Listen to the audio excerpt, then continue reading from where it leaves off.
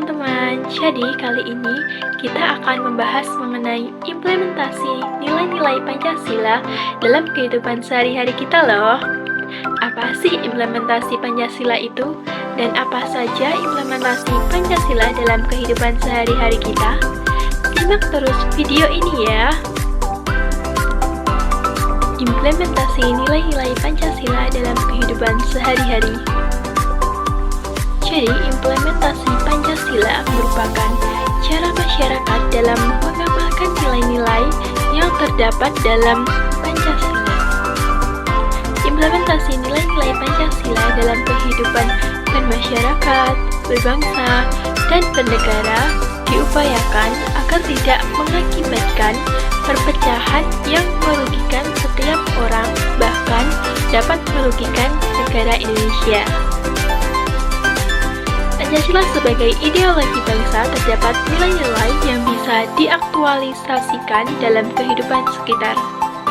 Tanpa nilai-nilai Pancasila tersebut, masyarakat Indonesia tidak akan memiliki pandangan atau pedoman untuk menjalankan kehidupan berbangsa dan bernegara. Yang di dalam negara memiliki budaya yang beragam. Maka dari itu, penting bagi kita semua untuk selalu mengamalkan nilai-nilai Pancasila. Dengan mengamalkan nilai-nilai Pancasila dalam kehidupan sehari-hari, bertujuan agar terciptanya kerukunan di negara Indonesia, tumbuhnya rasa kedisiplinan pada masyarakat Indonesia dan sikap toleransi, serta tidak membeda-bedakan orang lain. Namun, mengapa banyak warga negara Indonesia yang tidak mengamalkan nilai-nilai Pancasila? Bahkan sampai melarang nilai-nilai dalam Pancasila. Sampai sekarang ini banyak sekali perbuatan-perbuatan warga negara Indonesia yang melanggar nilai-nilai Pancasila. Contohnya yaitu tawuran. Tawuran yang terjadi di Taman Siswa Yogyakarta pada Minggu 4 Juni 2023 kemarin. Kabid Humas Polda Daerah Istimewa Yogyakarta, Kombes Nugroho Ariyanto, mengungkapkan penyebab tawuran tersebut dipicu oleh penganiayaan di Bantul pada tanggal 28 Mei lalu. Tawuran tersebut bermula dari rombongan PSHT yang hendak berangkat ke Polres Bantul untuk menanyakan kabar penangkapan 3 pelaku penganiayaan terhadap rekannya. Namun, dalam perjalanan, rombongan ini berubah arah dan menuju ke lokasi Brajamusti. Bentrokan pun pecah antara massa PSHT dengan Brajamusti dan warga sekitar. Akibatnya sejumlah fasilitas umum hingga Museum Ki Hajar Dewantara rusak.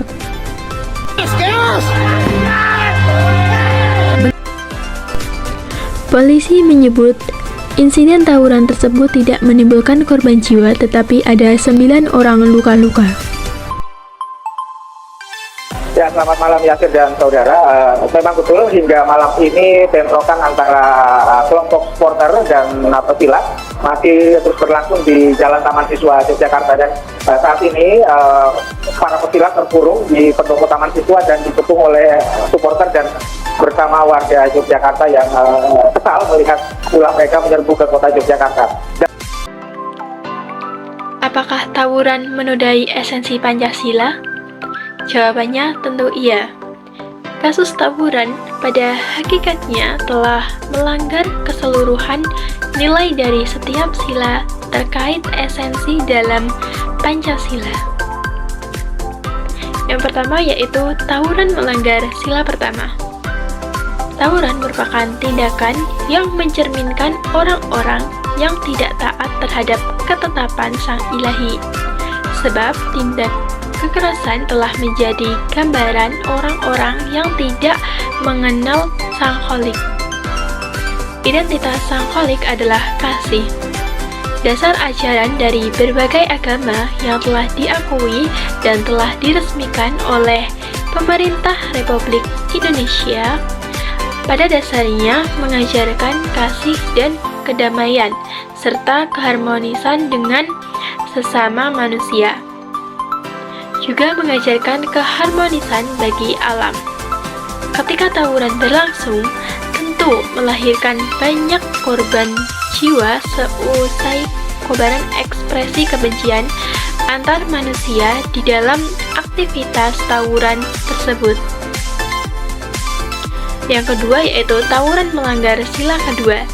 Jadi ketika tawuran berlangsung, maka 3 tindak yaitu perkataan, perbuatan, dan keputusan berlangsung dengan tidak beradab, tidak manusiawi, sebab perkataan yang dilontarkan pasti selalu berdasarkan sikap hati atau motivasi hati yang kotor, yang ingin mencelakakan orang-orang yang dianggapnya sebagai musuh. Juga cacian dan hinaan tentu mewarnai berlangsungnya tawuran. Lalu perbuatan para pelaku tawuran tentu dilakukan dengan menyakiti sesama mereka karena ada kekerasan, dan yang terakhir ada keputusan di mana para pelaku tawuran telah mengambil keputusan untuk mengacau balaukan kedamaian masyarakat, juga mengacau balaukan lingkungan tempat tinggal. Yang ketiga yaitu tawuran melanggar sila ketiga. Seharusnya nilai Pancasila ketiga ini memberikan realita masyarakat yang bersatu, bukan terpecah, saling membenci, sehingga saling menyerang.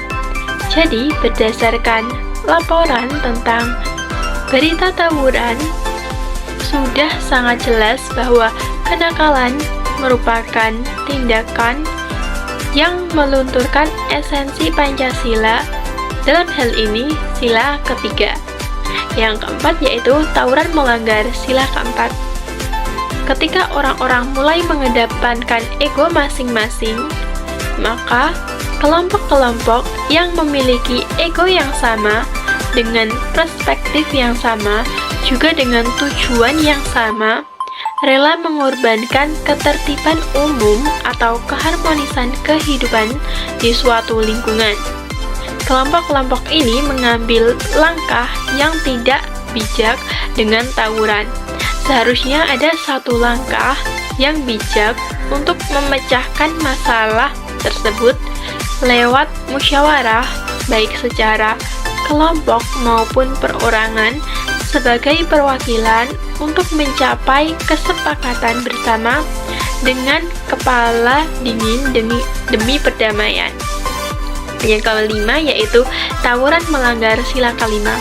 Ketika pemerintah kurang bergegas dalam menganspirasi hak ketentraman dalam lingkungan tersebut, sehingga para pelaku tawuran yang tidak mengedepankan keadilan menyebabkan keresahan para penghuni suatu wilayah.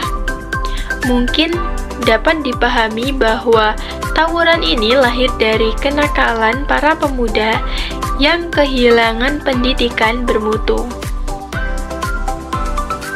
Jadi, pemerintah, orang tua, dan tenaga pendidik di lembaga pendidikan memegang peranan yang sangat penting dalam menanggapi kasus tawuran seperti itu.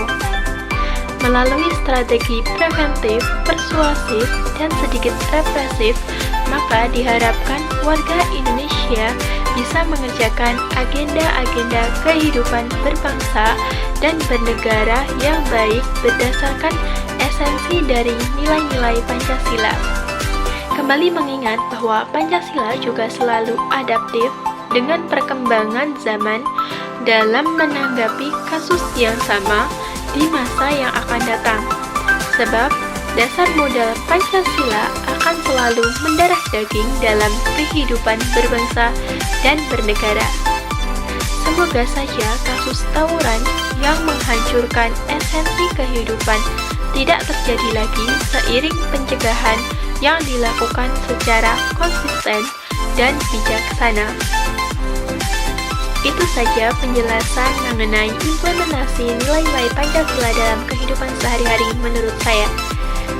Jadi, jangan lupa kita sebagai warga negara Indonesia untuk mengamalkan nilai-nilai Pancasila dalam kehidupan sehari-hari maupun kehidupan bernegara.